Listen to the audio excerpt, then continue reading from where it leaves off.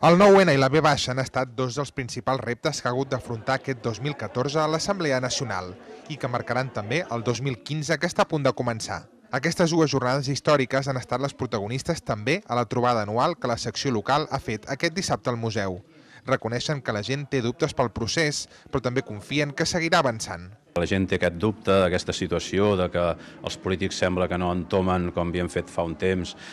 Sempre considerem que un punt d'inflexió hi ha de ser, inclús per descansar i per tornar a agafar forces. Estem depenent dels polítics de certa manera, però tenim tota la confiança que el president i l'oposició, el cap de l'oposició, tota la gent que vulgui estar per tornar a engegar el tema ho engegarà quan abans millor. En aquest sentit, l'ANC avisa que si arriba un moment d'encallament, ells s'encarregaran de pressionar perquè s'arribi a un acord, ja sigui amb una llista unitària o amb la fórmula que toqui.